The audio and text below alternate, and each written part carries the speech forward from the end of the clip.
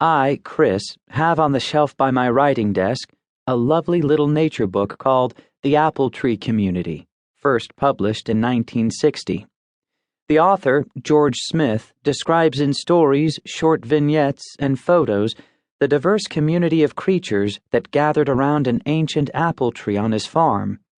Smith begins the book with the story of a woodsman who dropped by his farm one day with an axe and offered to chop down the tree.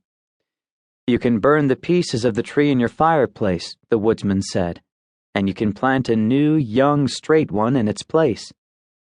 Smith politely declined the man's offer, saying that there was much more to the tree than met the woodsman's eye. "That old apple tree is a honey factory, a bird's hotel, a summer cafeteria, a winter pantry, a concert stage, an egg hatchery, a nursery, a shelter, a floral exhibit. It's even more," he went on. "It's the center of a patch of green earth where daisies, buttercups, goldenrod, and evening primroses grow."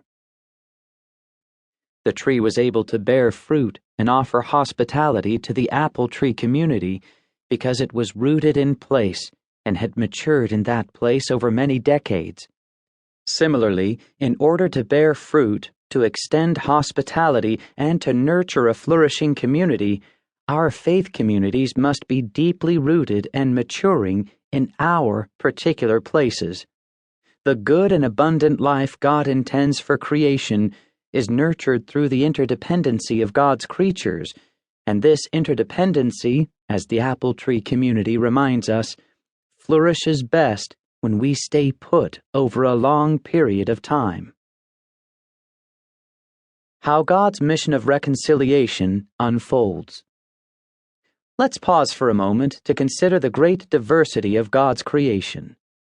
Limiting our focus to Earth, just one of an estimated 100 billion planets in the Milky Way, which is itself just one of at least 175 billion galaxies in the universe, and limiting ourselves even further to dry land, think of the brilliant variety of landscapes, climates, peoples, languages, and cultures. Think of the natural diversity in your own backyard.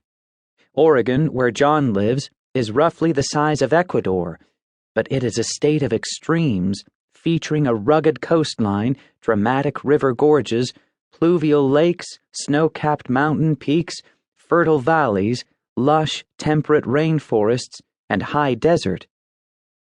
The diversity of creation is evident at even the smallest levels.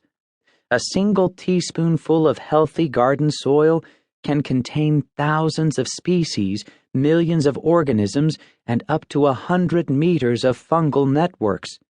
Healthy soil is so abundantly manifold that only about 1% of soil microorganism species have even been identified.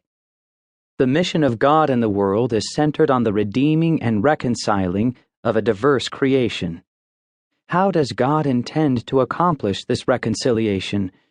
One of the great flaws of McDonaldization is its preference for generic one-size-fits-all solutions. A restaurant chain is more efficient, more predictable, and easier to control, and its successes and failures will be easier to quantify if every restaurant is identical in its architecture and operations. But the more we consider the wonderful diversity of God's creation, the more skeptical we must become about the possibility of universal solutions. God is reconciling all creation, but this reconciliation unfolds in a manner that is attentive to, not dismissive of, diversity. Specifically, it is embodied by faith communities of all stripes whose members are being reconciled to God, to one another, and to their neighbors. Jesus, for example, was born in a manger in Bethlehem, among a particular people at a particular time in history. He gathered around himself a community of 12 disciples, a number that recalled the 12 tribes of Israel. Ezekiel's vision in Ezekiel chapter 37, verses 1 through 14, of the dry bones coming together, taking on sinew and flesh and finally breath, came to fruition in the life and work of Jesus. Israel was being resurrected as a people.